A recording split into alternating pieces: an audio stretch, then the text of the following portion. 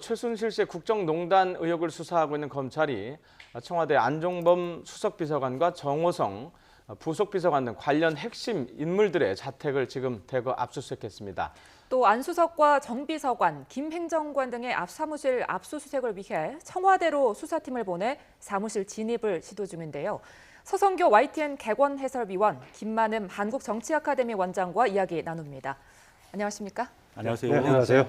자, 김만음 원장님한테 먼저 질문을 드릴게요. 조금 전에 이제 도착하시기 전에 저희가 변호사분한테 전화 연결해서 여쭤봤더니 너무 늦은 압수수색 아니냐 이런 말씀을 하셨거든요. 네. 어떻게 보십니까? 그런 점도 있을 겁니다. 지금 이게 많이 논의가 되고 언론 보도가 상당히 돼가지고 새로운 사실이 확정되고 있는 상황인데 네. 청와대 쪽에서 조직적으로 방어하고 만약 증거를 은폐하려고 했다면 좀 시간이 굉장히 있었기 때문에 그럴 여지가 있다는 것하고요. 또 하나 이게 지금 청와대를 통해서 압수수색 해가지고 얻고자 하는 증거가 어느 쪽과 관련된 것인가. 예. 예컨대 박근혜 대통령하고 관련된 부분은 아마 압수수색을 통해서 쉽게 확보하기가 쉽지 않을 것입니다. 네. 네. 우리가 이번 그 최순실 게이트 관련된 부분을 다층적으로 좀 봐야 되겠는데요. 네. 박근혜 대통령이 최순실 씨에 의존했던 부분, 또 주변의 수석들이 협조하면서 뭔가 비리를 만들었던 부분, 또 최순실 씨라든가 주변 인물들이 밖에서 권력을 등에 업고 뭔가 권력을 남용해서 공갈 협박했던 부분, 다양한 층위가 있기 때문에 네. 그랬을 때 과연 검찰 수사를 통해서 우리가 규명할 수 있는 부분은 어떤 것인가 하고 보다 더 중요한 부분은 과연 검찰을 통해서가 아니라 정치적으로 책임을 물어야 될 부분들이 있기 때문에 네. 다층적으로 우리들이 좀 조명을 해야 될 겁니다. 자, 근데 그 지금 상황을 보면 청와대로 들어가는 게 아니고 지금 못 들어가고 자료를 나중에 뭐 이거 달라 하고 나중에 이미 제출 영수로 받는다는 거거든요. 네. 네. 그러면 수사를 어떤 방향으로 하는지에 대한 부분들이 노출이 될 수도 있고 그렇지 않습니까? 예, 수사 전문가들이 이제 뭐 이야기를 해봐야겠지만요. 바로 가자마자 지금 이미 제출하겠다라고 하고 네. 압수수색 영장 강제 집행하는 것에 대해서 거부를 했던 것이죠. 아까 이제 김광삼 변호사가 지적을 했겠지만은 군사 비밀과 관련된 부분에 대해서는 기관장의 승낙을 얻도록 한 그런 이제 형사소송법을 인용한 것 같은데요. 네. 상황이 그렇게 받아들일지 모르겠습니다. 일단은 우리나라 청와대에 대해서 지금까지 검찰이 압수수색한 전례는 없다고 합니다. 아, 없습니까? 없고 네. 지난 2012년인가요? 예. 그때 이제 내곡동 사저 관련 논란이 있을 때 이제 이강범 특검이 영장은 발부를 받았지만은 청와대에서 당시 집행을 거부해가지고 집행을 못했다고 합니다. 아, MB 정부 때 말하는 거죠. 예. 그러니까 이명박 정부 때 그 네. 청와대 사저 관련 논란이 있어가지고 네. 이강범 특검이 영장은 받았는데 네. 집행을 하려고 했는데 청와대에서 거부했기 때문에 네. 더 이상 집행을 하지 못했습니다. 아까 그 조항 때문에 이제 거부한 그랬죠. 거죠. 예. 네. 검찰이 청와대를 압수수색한 경우가 이제 없다고 말씀해 주셨는데요. 그렇다면 이번 청와대 비서관에 대한 경찰의 압수수색 어떤 의미가 있을까요? 네, 자택에 오전에 압수수색을 하고 네. 오후에 이제 청와대 압수수색에 들어갔는데요. 네. 네. 사실 자택에는 청와대 관련된 문건이 거의 없다고 봐야 됩니다. 있으면 왜냐하면 이상한 거죠. 네, 예.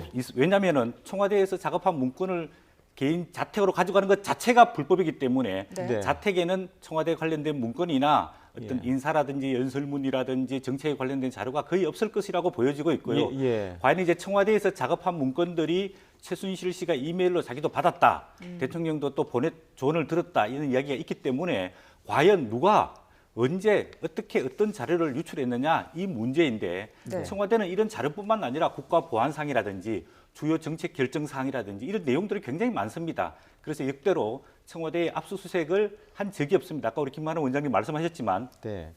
2002년 때도 내곡동 사저 특검이 압수영장을 발부받아서 청와대까지 왔지만은 경호실에서 문을 열어주지 않아서 결국은 압수수색을 하지 못하고 서면 조사와 일부 몇 사람 소환 조사에 그치고 결국은 김인종 당시 경호처장을 사법 처리하는 한마디로 말하면 본질은 밝히지 못하고 꼬리 자르기에 마쳤습니다. 지금도 자택과 청와대 압수수색을 검찰이 서둘러서 했는데 네. 과연 정말로 이 본지 국민들이 가지고 있는 모든 의혹을 해소하기 위해서 검찰이 강력한 의지를 가지고 압수수색을 했느냐 아니면은 정말 형식적인 과정에 그쳤느냐 이거는 나중에 수사 과정에서 지켜봐야 할 것으로 보여지고 있고요. 네. 검찰의 압수수색이라는 것은 모든 수사의 시작 단계입니다. 네. 일단 압수수색을 하고 거기서 나오는 증거를 토대로 해서 소환 조사를 하고 나중에 법에 따라서 기소를 하게 돼 있습니다. 근데 압수수색이 조금 늦었지 않느냐 이렇게 일단 보여집니다. 네. 늦긴 했지만요. 그래도 오늘 그 압수수색 대상자 중에 사람들이 우병우 수석 이름을 찾아봤을 겁니다. 근데 없었어요. 근데 아마 분명히 그 이름하여 최순실 게이트와 직접적인 관련이 없기 때문에 일단 빠진 걸로 봐야 됩니까? 어떻게 봐야 되죠? 네, 그것도 약간 국민들의 의혹의 대상이 될 수 있는데요. 예. 왜냐하면 청와대 민중수석은 검찰을 지휘하고 보고를 받게 돼 있습니다. 네. 그래서 그 우병우 수석이 여러 가지 의혹에 대해서 본인이 지금 수사를 받고 있는 대상자입니다. 네. 그리고 이 관련된 의혹에서 지금 문제가 생기면은 청와대 내부 문제는 민정수석이 나서서 조사를 하게 돼 있는데 지금까지 조사를 안 했단 말이에요. 그러니까 포괄적으로 보면 최순실 게이트, 국정농단 그 의혹 사건과 연결이 될 수도 있다는 거죠. 예, 그래서 간접적으로 충분히 연결이 될 수도 있고 네. 본인이 예. 알고도 만약에 청와대 내부에서 조사를 하지 않았으면은 예. 책임 방기 거기에 대해서도 책임을 져야 되는데 국민들이 걱정하는 것은 검찰이 나서서 이렇게 청와대 압수수색까지 나왔는데 네. 이 내용을 과연 청와대 민중수석인 우병우 수석과 상의를 했느냐 아니면 지시를 받고 하느냐 이런 부분에 대해서도 상당히 의구심을 갖고 있습니다. 왜냐하면 본인도 지금 수사를 받고 있고 이 관련된 간접적인 대상자이기 때문에 압수수색의 대상자에 들어가야 되는데 지금 빠져 있거든요.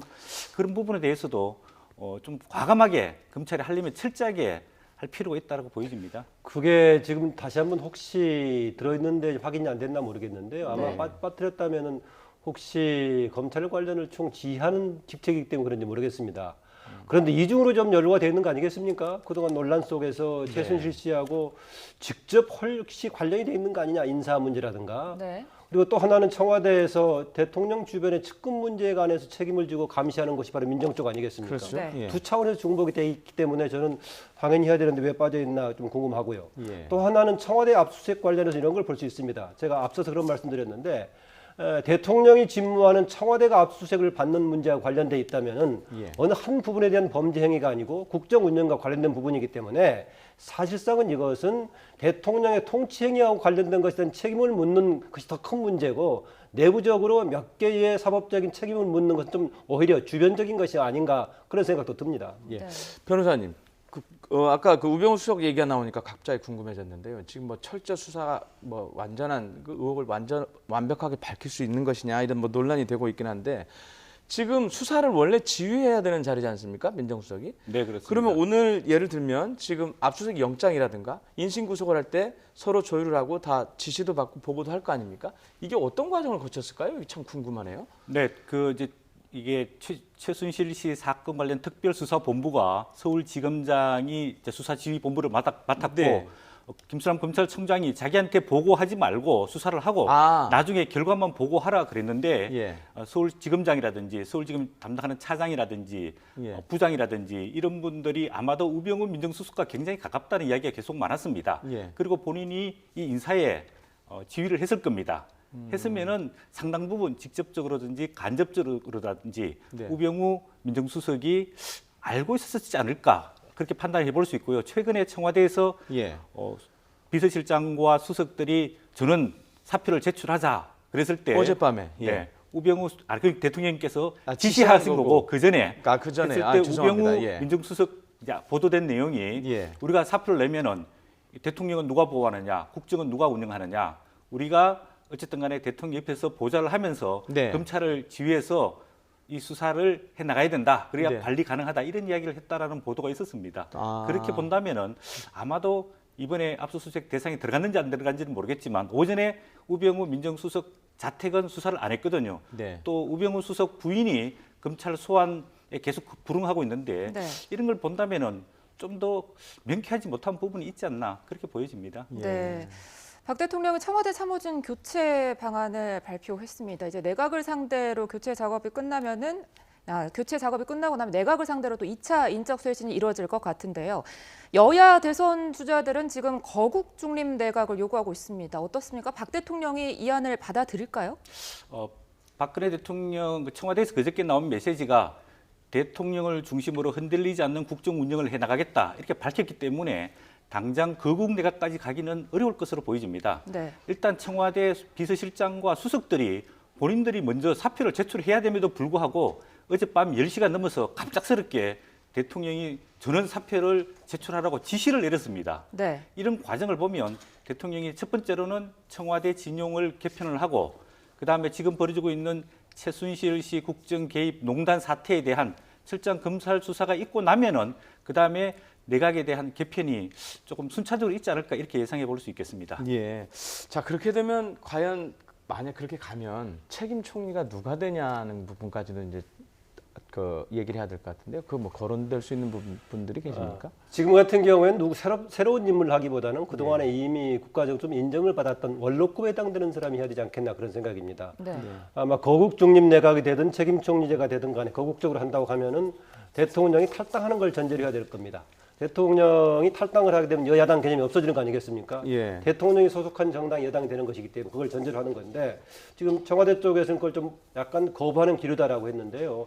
저는 청와대 그런 입장에 관철되기가 쉽지 않을 거라 생각합니다. 왜 그러냐면은 지금 이제 박근혜 대통령 최근 상황이 정비된다고 하더라도 국민들 앞에서 대통령으로서의 리더십을 과연 발휘할 수 있을까라고 본다면은 현재 상황을 흔들림 없이 국정을 운영하는 것이 아니라 이미 붕괴된 국정 운영의 리더십을 어떻게 다시 세울 수 있을까 이런 관점에서 봐야 된다라고 본다면은 이런저런 원로들이 제안하고 있는 거국 중립 내각 책임 총리제 이게 조금 현실적으로 좀 필요한 대안이 아닌가 저는 그렇게 봅니다. 네. 지금까지 최순실 씨 관련 검찰의 압수수색에 대해 서성교 YTN 개권 해설위원 김만음 한국정치아카데미 원장과 이야기 나눴습니다. 오늘 말씀 고맙습니다. 네, 네. 고맙습니다.